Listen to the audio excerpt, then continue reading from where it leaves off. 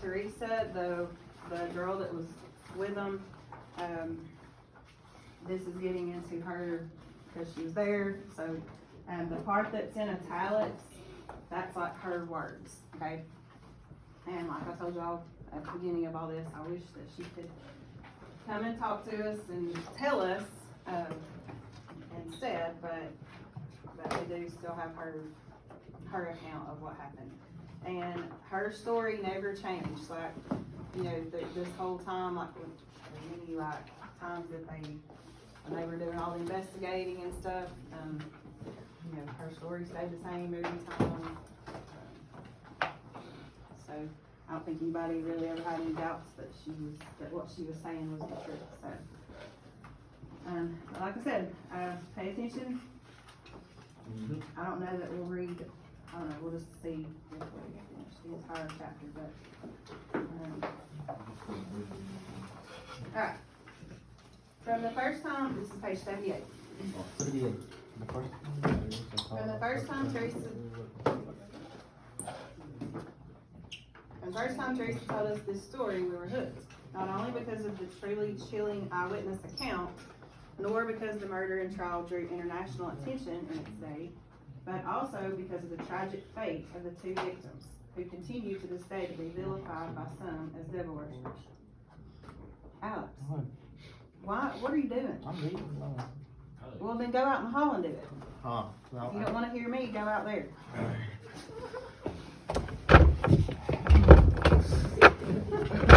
What the?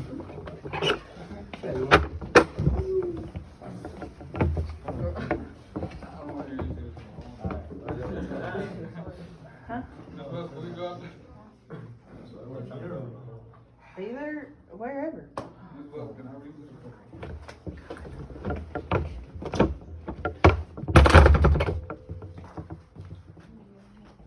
Rather than sift through the accounts of what happened as told by the two murderers, we chose instead to tell the story of the night of the murder the way we heard it first, exactly as Teresa told us. After reading transcripts from the trial, numerous interviews of the principal parties by law enforcement, and countless blogs, websites, and magazine articles, all telling slightly different stories, we wanted to tell the story of the eyewitness to the crime. The only person who was not either directly involved in the murders or related to the murderers, and that person is Teresa Hudgens. These are Teresa's memories after 30 years have passed. And that was 30 years as far as like when this was written. It was a traumatic, horrible event. She continues to have nightmares about it till this day. However, we believe that her story is truly the most authentic because she was there. She lived it, and she survived that terrible night. Over the years, she has told us many people in the area have wondered why the eyewitness hasn't stepped forward on social media sites to tell what she knows. She's stepping forward now, and that this is her exclusive story. And she's never really wanted a lot of attention. Like, you know, I'm sure she's probably had people offer like to come on like TV shows and things like that, but she, you know, she just doesn't want the attention. In December, and this is her words here now. In December of 1982, my daughter and I were staying with a friend and his family. I was 18 years old, and my little girl was 2. I don't remember now how long we had been staying there. I had left my husband sometime before, after catching him with another woman, and I was hurt and disappointed because once again my hope of having a happy family life was gone. I remember that I thought Joey Wells was a nice looking boy, and I wanted to go out with him when he asked me. His mother, Myra Hopegood, came to pick me up at the friend's house, and I left my daughter with them, telling them I was going to play bingo. My plan was to be gone for a couple of hours and then go home to my daughter. I loved her very much. She was all I had, and I was a good mother. When I got there, Joey told me that he was having car trouble and that we were going to go riding around with his uncle, Tony West, and the man I later found out was his roommate, Avery Brock. Tony was Myra's brother, and he lived in a trailer on some land that his sister owned in Walker County, Georgia. Walker County and Chattooga County, where the murders took place, are adjacent to each other. I felt uneasy and nervous as Joey and I climbed into the back seat of Tony's red Plymouth Javelin. Even more so when I saw the .22 caliber rifle between the two front seats. I was uncomfortable and tried to make a little joke, asking if they planned to kill me. Avery said that they carried the gun with them in case they needed it. I knew that Avery liked to hunt, and since every time I saw Avery, he had a gun or an axe or something to kill animals with. I didn't think all that much about it. I just accepted what they said about it, but there was that gut feeling that I shouldn't go with them that night. I wish to God I had paid attention to that feeling and that little voice inside me. And that's one thing, like when she and I were texting last year, she said that's one thing that if she were to be talking to you and telling her story, she would tell you, like, if you have that feeling like that something's not right, listen to it. Listen to that gut feeling, because she thinks she had that feeling, but she didn't listen to it.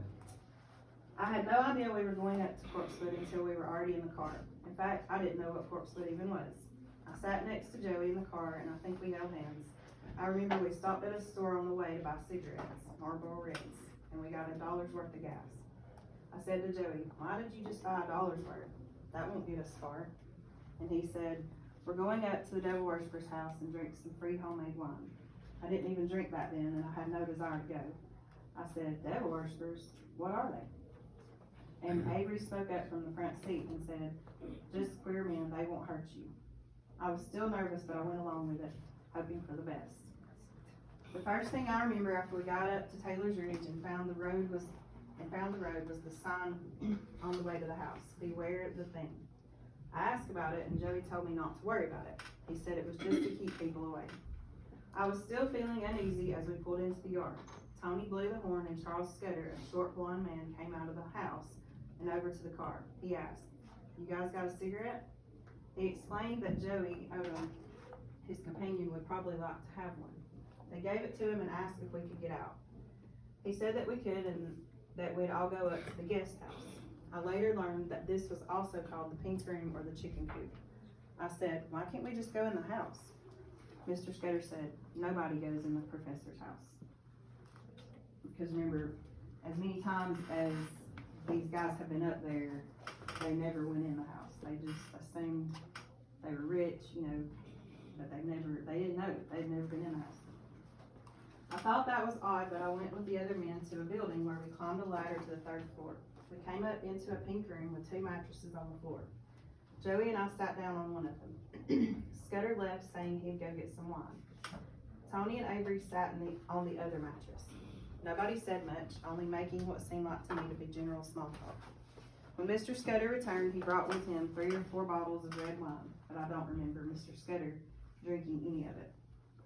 They passed the bottle to me at one point, and I put it to my lips, but took it right back down again. I wasn't a drinker, and I didn't like the taste or the smell. They kept talking, and I really didn't pay much attention about what.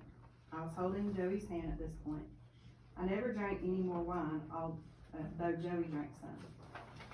Avery said he was going downstairs to get something out of his car, and when he came back, he had the .22 rifle. In the trial and on a lot of the websites, people say that we were sniffing Toodaloo on the way up to Corpsewood in the car. Avery said at the trial that he went down to the car to get some more of it, but I don't remember him ever saying that. We definitely were not doing that on the way up the mountain, no matter what they said later. I had never heard of Toodaloo and wouldn't have known what it was anyway. I didn't do drugs. They must have had some in their car that I didn't see, but nobody was doing that on the drive up there or at any time before or after we left Joe's house. I think they just said all that to try to make people think they were too intoxicated to know what they were doing. And then it's got a note here of what Toodaloo is. I've never heard of it either till this. It's a mixture of varnish, paint thinner, and other things in a plastic bag is sniffed to get hot. Sounds really stupid.